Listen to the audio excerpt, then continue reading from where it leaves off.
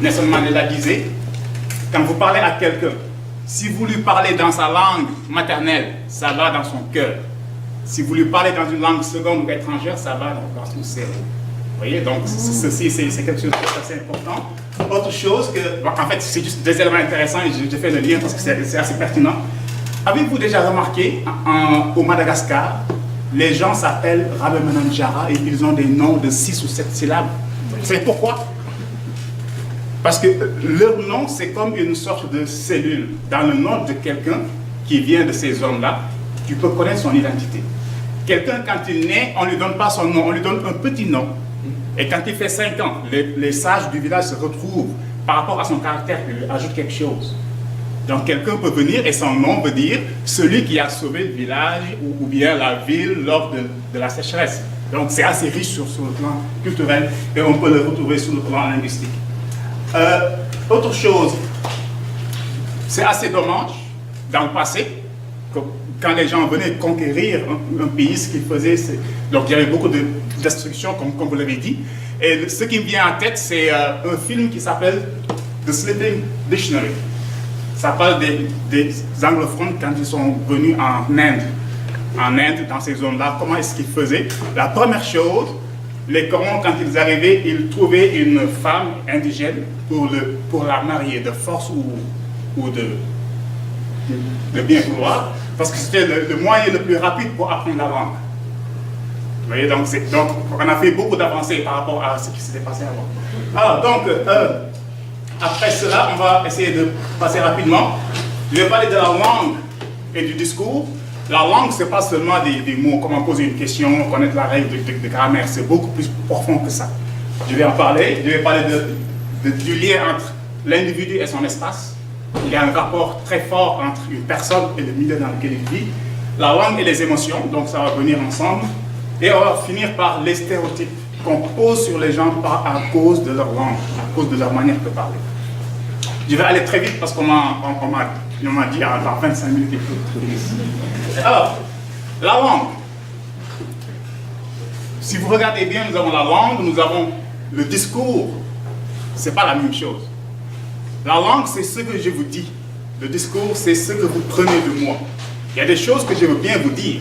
Il y a des choses que je ne vous dis pas, mais vous le percevez par rapport à comment je parle, les gestes que je fais. Vous faites une image. C'est ça qui fait la complexité des choses. Les signes, ma manière de m'habiller, c'est beaucoup de choses qui donnent des signes. Mais est-ce que ce que vous percevez, est-ce que c'est ça que je veux vous dire? Ça, c'est la question éternelle que l'humanité va avoir à faire, à jouer avec dans sa vie. Donc ça, c'est assez important. Il n'y a pas seulement les connaissances, vous le savez, il y a les compétences. Donc je vais vous donner des exemples plus tard. Un exemple. Si aujourd'hui je veux que, par exemple, Amita ferme la porte, je peux lui dire ferme la porte. Je peux avoir 6 ou 7 ou même une dizaine de manières de poser la même question. Quelles sont les manières qu'on peut avoir? Ferme la porte. Peux-tu fermer la porte? Pourras-tu? Voudrais-tu? Te plaît-il? Etc. On a une vingtaine de manières. Ça, ce sont les connaissances linguistiques. Les connaissances, disons, sur le plan de la communication, c'est quelle est la meilleure manière de poser la question sans la frustrer, selon les conditions dans lesquelles on se trouve. Si elle est plus âgée que moi, si je ne la connais pas, etc., je vais choisir la meilleure manière de poser la question. Donc ça, c'est une intelligence communicationnelle qu'il faut avoir. Et ceux qui enseignent la langue, ils le savent, donc il faut en faire plus. Donc, le meilleur moyen pour quelqu'un qui apprend la langue de savoir s'il a ses compétences de communication, c'est d'aller dans un stand-up, aller voir André Sauvé ou quelqu'un d'autre parmi les comédiens. Est-ce que vous allez rire en même temps que les autres? Si vous riez avec les autres, ça veut dire que vous avez la base linguistique, mais vous avez le surplus, le substrat en communication, c'est-à-dire, disons, toutes les références culturelles qui vont avec son discours, vous l'avez. Il dit un truc, vous saisissez l'ensemble des implications et vous riez avec les autres. Si vous riez après, ça veut dire que ça reste encore. D'accord? Donc, c'est un test à faire. Donc, ici, voilà. Plusieurs manières. C'est quoi la meilleure manière dans ces situations-là? Ça va? On continue. Alors, ici, aujourd'hui, dans la communication, on a un véritable problème. On a un véritable problème de confiance par rapport à tout ce qui se passe. Parfois, quelqu'un dit quelque chose et on a du mal à croire cette personne. Pourquoi? Aujourd'hui, pour convaincre quelqu'un, il faut qu'il y ait un équilibre, une cohérence entre ce que vous dites, l'image que vous avez et les gestes que vous posez. Si ces trois éléments ne concordent pas, la personne ne vous croit pas. Vous avez beau dire, moi je suis ça, il ne va pas vous croire. Aujourd'hui, les analystes du discours, c'est ça qui voit. On le voit dans le domaine politique. Les hommes politiques, maintenant, quand ils disent un truc, les gens disent, on entend de moi. Qu'est-ce qu'il va faire? Vous voyez? Donc ça, c'est important. Ces trois éléments-là, il faut qu'ils soient cohérents pour que le message puisse passer. Donc, la langue ne suffit pas, il faut quelque chose en plus. Ça va? Bon, alors, autre chose. Le rapport entre la langue et l'espace. Le milieu dans lequel je vis conditionne ma manière de parler. Je vous donne juste un exemple.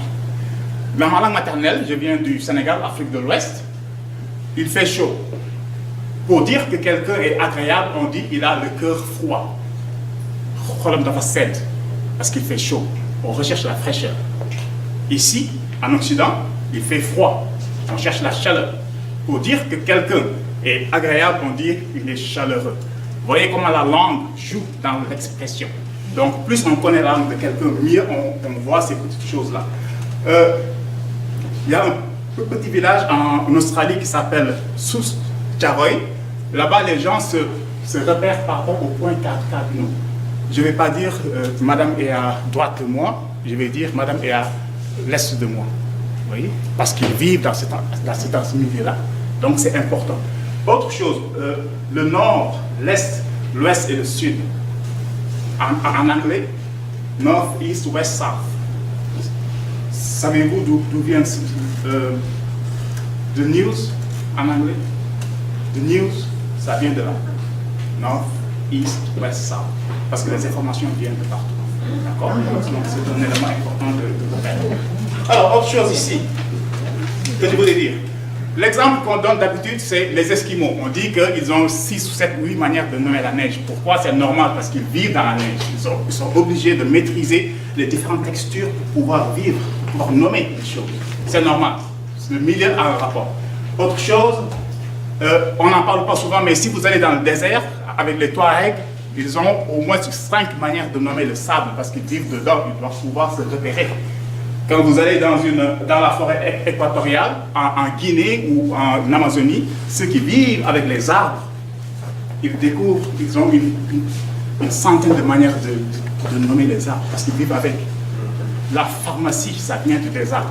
Vous voyez? Donc ici, le milieu conditionne la langue. Donc, dans une communication interculturelle, c'est très important, disons, de savoir qu'une personne arrive avec sa manière de voir, et c'est un échange qui doit se faire à ce niveau-là. Autre chose, un exemple. Quand on vient d'arriver ici, et qu'on voit les Québécois qui regardent le match de hockey, les gens sont... Les émotions qu'on voit sur leur visage, et toi, tu peux être là, en tant qu'immigrant, tu regardes. Je vois la même chose qu'eux. Pourquoi ils sont... Et moi, je suis comme ça. Pourquoi? On voit la même chose. Mais c'est parce que, en plus de ce qu'ils voient, il y a l'histoire. Supposons les Canadiens de Montréal contre les Bruins. Tous les matchs de série qui sont passés entre ces deux équipes défilent dans votre tête quand vous regardez le match.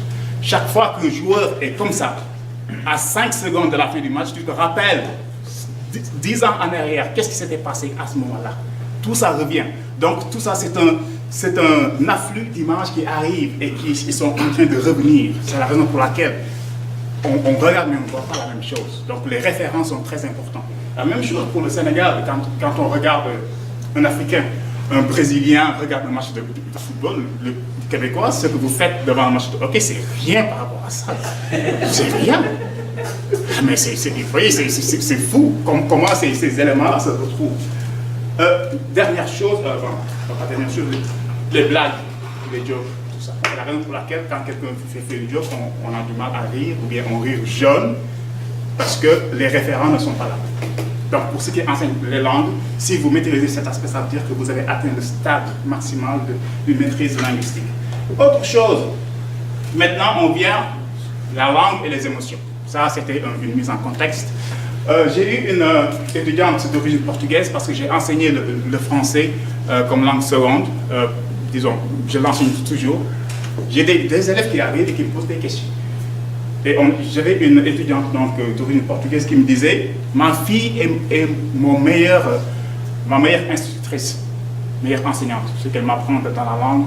Mes enfants, à l'école, je ne l'ai pas appris, même partout, c'est ma fille qui fait. Le problème, c'est que j'ai du mal à me chicaner avec elle. Vous savez pourquoi?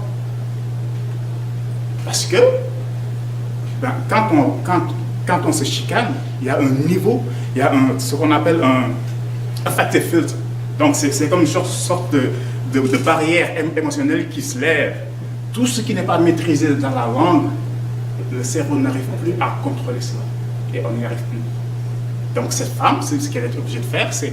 Donc, à la maison, on parle français, mais quand tu fais une bêtise, là, je veux te chicaner, non, je décide qu'on arrête le français, on parle en espagnol, pour que je puisse bien te chicaner, et après, on y retourne. Sinon, ça ne marche pas. Je vous expliquerai après pourquoi ça fonctionne de cette manière. L'alternance codique, code switching, le fait de mélanger les langues. Certaines personnes, dès qu'ils sont fâchés, s'ils sont anglophones, ils passent à l'anglais. S'ils sont francophones, ils passent au français. Pourquoi? Parce qu'il y a un rapport assez important. Parfois, quand on est immigrant, on arrive quelqu'un, il sacre, je ne vais pas dire des sacres ici, tout le monde. Si on n'a pas cet attachement culturel, le sacre ne vous fait rien. Pourquoi? Parce que vous ne le ressentez pas. Vous voyez? Donc ici, il y a un lien affectif qui se passe ici. Autre chose, j'ai eu une étudiante un jour qui m'a dit, j'ai été guérie un jour en élevant la voix dans un milieu de travail. Je vous donne son histoire. Donc elle venait de Slovaquie. Elle travaillait ici dans une petite clinique. Et puis les gens parlaient dans son dos parce qu'on disait qu'elle ne maîtrisait pas la langue. On le faisait tout le temps. Mais il y a ce qu'on appelle le silent period, c'est-à-dire un moment où on écoute. La compréhension d'une personne est très forte, mais son expression peut être faible. Elle apprenait, elle écoutait, elle écoutait. Finalement, les gens ne parlaient même plus derrière son dos. Quand elle était là, on parlait d'elle. C'était fun. Mais elle se disait, elle sentait que si je me mets en colère, je ne peux pas m'exprimer. Donc, je me tais. Mais un jour, elle n'a pas été capable de saisir cela. Elle s'est levée, elle leur a parlé avec émotion et dans la langue française. Depuis ce jour, son cerveau a capté qu'elle maîtrisait la langue. Depuis ce jour, elle est passée. Donc, c'est une barrière, disons, sur ce plan-là. Le cerveau, ça fonctionne comme un ordinateur. Vous savez, un ordinateur, quand vous... Maintenant, ça change. Hein. Je parle sous ton contrôle. Maintenant, ça change. Mais avant, quand tu installes quelque chose sur l'ordinateur, il faut lui mettre un logiciel pour lui dire que j'ai installé quelque chose, pour qu'il puisse le savoir. Le cerveau, il faut qu'il sache que je suis capable de faire ça. Comme ça, il commence à l'intégrer. Sinon, ça ne marche pas. Alors, autre chose, exemple. Une étudiante japonaise qui me dit « Malais, je ne peux pas me mettre en colère en français. Qu'est-ce que je fais ?» Je lui dis « C'est normal. Jusqu'à ce que tu maîtrises la langue, si quelqu'un te manque de respect et que tu veux te mettre en colère, mets-toi en colère dans ta langue maternelle. Tu cries, tu fais ce que tu veux dans ta langue maternelle. Elle saura que tu es en colère, c'est ça l'objectif, tu veux communiquer. Et donc, ce qu'il avait fait, qui t'a mis dans cet état, il ne le fera plus jusqu'à ce que tu sois capable. Donc, on peut voir ici, à travers les différentes cultures, que l'émotion, ça se passe de la même manière. Ok, donc une autre étudiante, qui est chilienne, qui me disait que je n'ai pas la même identité, donc en espagnol qu'en français. Le jour où vous avez une identité, supposons extravertie dans votre langue maternelle, et que vous arrivez à l'avoir dans votre langue seconde, ça veut dire que vous avez maîtrisé les deux. Donc ça c'est un baromètre très important. Alors, pour expliquer pourquoi ça arrive. Vous connaissez tous le dicton, quand le vent de la colère se lève, la lumière de l'intelligence s'éteint. Je l'ai entendu, c'est une sagesse populaire, c'est la raison pour laquelle j'ai dit quelques mots, parce que ce n'est pas de moi, c'est pas moi qui l'ai dit. Pourquoi c'est comme ça? Alors, voici la phrase dont je vous ai parlé ce matin avec Nelson Mandela. Nous avons, le cerveau est composé de l'hémisphère gauche et de l'hémisphère... Chaque fois, je me perds entre la gauche et la droite, donc je vais dire gauche-droite sans faire de signe, parce que je ne peux pas dire l'opposé. L'hémisphère gauche, c'est tout ce qui est réflexe. L'accent, la grammaire, la syntaxe. Si vous dormez et que vous êtes en train de rêver, ce que vous dites peut ne pas avoir de sens. Mais la grammaire, l'accent, tout ça va être parfaitement correct parce que c'est géré par la partie gauche, les automatismes. Tout ce pourquoi vous devez réfléchir pour pouvoir l'exprimer, c'est par l'hémisphère droit. Quand vous êtes en colère, l'hémisphère droit est submergé. Il n'y a plus rien qui fonctionne, sauf les automatismes. Vous voyez? Donc, si vous ne maîtrisez pas la langue, si vous êtes en situation de colère, vous n'êtes plus capable, vous avez peur de ne pas faire la grammaire, la conjugaison, de maîtriser ces éléments-là. Donc le cerveau dit, je vais prendre la langue maternelle parce que tout ça c'est déjà automatisé. Voilà pourquoi il y a un problème. Maintenant, je ne vous dis pas, mettez-vous en colère pour voir votre niveau de maîtrise. Hein. C'est très risqué de faire ça. On le fait quand on n'a pas le choix. En général, on le fait par réaction, mais pas par attaque. Alors, ce qu'il faut faire, émotion, ben, c'est colère, mais c'est aussi la joie. Dans des moments de joie, essayez de voir si vous êtes capable de parler votre langue cible. Tout ce que vous êtes capable d'exprimer correctement dans votre langue cible, ça a enregistré votre cerveau comme acquis. Donc c'est quelque chose d'assez important qu'on peut faire à ce niveau-là. Ça va? Ok. Maintenant, on a fini avec le contexte, les émotions, tout ça. Maintenant, on va venir sur une dimension un peu sociolinguistique ou ethnolinguistique, si on veut. Disons, les stéréotypes sont posés avec la langue. Okay? Et puis, vous connaissez Daniel Laferrière, qui est une fierté d'ici, qui est aujourd'hui un immortel de la République française. Mais saviez-vous que bien avant lui, il y avait Léopold Sédar Senghor, qui a été président du Sénégal pendant à 2 reprises, depuis 1960 ou 3 plus 21. Oui, de 70 à 80. Oh. Oui, merci. Donc, il a été lui-même le premier noir de ça, de la République française. Mais avant lui, il y avait, je vous donne un mille, Alexandre Dumas. Beaucoup de gens ne savent pas qu'Alexandre Dumas est d'origine haïtienne. Il est d'origine haïtienne, sa mère, donc c'est une histoire longue que je ne peux pas détailler ici, mais ses origines sont haïtiennes. J'ai écrit un article là-dessus, on pourra, si vous voulez, lire, je vous donnerai les liens. Alors, Senghor a dit, l'émotion est nègre, la raison est hélène. Je respecte beaucoup Senghor. Et en ma qualité d'analyste du discours, je n'ai pas le droit d'analyser quelque chose en le sortant de son contexte. D'ailleurs, dans le monde, tout ce qu'il y a comme problème d'interprétation, c'est qu'on sort un texte de son contexte. Mais ce qu'il faut dire, c'est que moi, je ne suis pas à l'aise avec le fait de poser un déterminisme biologique sur un comportement. Le comportement, à mon avis, il est plus lié à un conditionnement social. D'accord? Certainement, nous avons tous des limites. D'accord? Mais ces limites-là, il faut les pousser jusqu'à ce qu'on se dise que là, c'est la limite, je ne peux plus reculer ou je ne peux plus avancer. D'accord? Donc, c'est vrai que si je prends l'exemple des églises, quand tu vas dans une église africaine ou en Amérique du Sud ou aux États-Unis, les églises sont plus animées, il y a des tambours, tout ça, on chante, alors que dans les églises occidentales, c'est plus le calme. Vous voyez, donc il y a des éléments qui peuvent pousser à penser que c'est ça. Mais il faut refuser ce déterminisme-là. D'accord? Il est possible de casser les barrières pour avancer. Donc ça, c'est une première chose que je voudrais dire. Deuxièmement, mon collègue, M. Laroche, ne voulait pas prendre le micro parce qu'il fait des gestes. Ça c'est une joke. Donc c'était quelqu'un qui me l'avait dit, j'avais trouvé ça très drôle. Il avait dit qu'il y avait un Italien qui avait été arrêté pour un petit truc. On lui avait attaché les mains, il est allé à l'interrogatoire, il ne répondait pas. Et pourquoi vous ne parlez pas? Il dit, mais je peux parler, tu m'as attaché les mains. J'ai besoin de mes mains pour m'exprimer, pour dire ce que je veux dire. Vous voyez? Ça ne veut pas dire que tous les Italiens parlent avec des gestes. Vous voyez? Donc, c'est un fait qui se passe pour des raisons de mimétisme ethno-linguistique. Je suis dans le milieu, les gens parlent comme ça, je fais comme ça. mais j'ai les capacités quand je sors de changer. Donc il faut donner à l'autre l'opportunité, l'ouverture de sortir de ça. On appelle ça l'effet Pygmalion. Vous dites à quelqu'un tu es ça, après il va finir par croire qu'il est ça.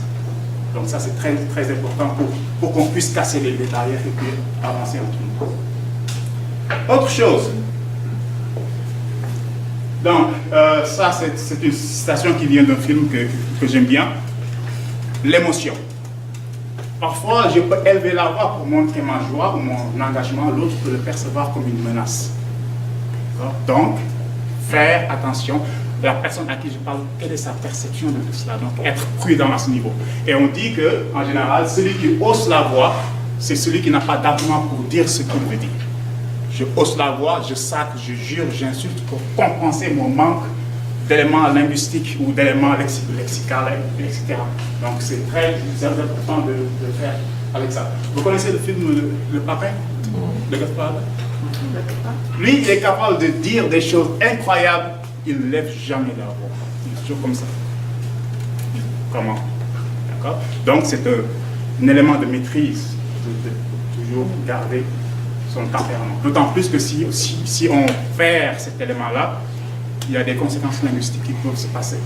Donc, très important à ce niveau. Voilà. Et puis, ça, c'est ma citation favorite. Dans un film qu'on appelle Les Vendanges de Feu, c'était un locuteur, un viticole espagnol qui disait « Je parle avec un accent, mais je ne réfléchis pas avec un accent. » Le sentiment de barrière, d'entrave qu'on peut avoir quand on vient dans un autre pays, c'est d'avoir des connaissances, des compétences, des choses qu'on a fait dans son pays, un doctorat, beaucoup de choses. Tout est là, mais on arrive, à cause d'une béquille linguistique qu'on ne maîtrise pas, on se sent désemparé. Et le moment jusqu'à ce qu'on maîtrise la langue, ça fait quelque chose d'assez fort. Et les gens avec qui vous parlez, s'ils voient que vous ne maîtrisez pas la langue, ils pensent que votre handicap linguistique est le miroir de votre handicap mental. Ce n'est pas vrai. Il faut refuser cela. On refuse cela comment? En maîtrisant, en parlant. La langue est un outil. On utilise la langue pour communiquer. Donc, simplifiez la langue au maximum. Votre objectif, c'est ce que vous savez, vous voulez qu'ils le connaissent. C'est ça qui est important. Donc, très important à ce niveau-là. Voilà. Donc, c'est ça que je voulais parler. Et donc, je viens juste de mettre en place donc mon, disons, cabinet, conseil qui s'appelle Communique Langue, dans lequel je formalise un peu ce travail que je fais de soutien linguistique, etc. Donc, il y a beaucoup de choses que je fais à ce niveau. Je le fais depuis 10 ans, mais je dis c'est une bonne manière de le formaliser. Et si vous y allez, vous allez avoir des articles, parce qu'il y a un blog dans lequel j'écris sur la langue et j'écris sur la communication. D'accord? Donc c'est un cabinet linguistique dans lequel j'aide les gens, autant des conseils linguistiques dans les sens de francisation, donc pour qu'ils puissent, disons, se développer, s'améliorer, du français fonctionnel. Parce que dans des entreprises, les gens... Un adulte, c'est pas comme un enfant. Un enfant, on lui apprend beaucoup de règles. Quand il grandit, il veut voir par rapport aux règles, qu'est-ce que je vais en faire. Un adulte, il sait déjà ce qu'il veut faire. On doit lui apprendre qu'est-ce que tu dois apprendre par rapport à ce que tu veux faire. D'accord, donc c'est ça. Et puis donc, il y a beaucoup d'articles sur lesquels j'écris. Donc je tiens un blog dans lequel, disons, je fais des articles sur la langue et sur la communication. Voilà, donc gestion de l'émotion, tout ça. Si vous y allez, vous allez l'avoir. Donc je vous remercie beaucoup.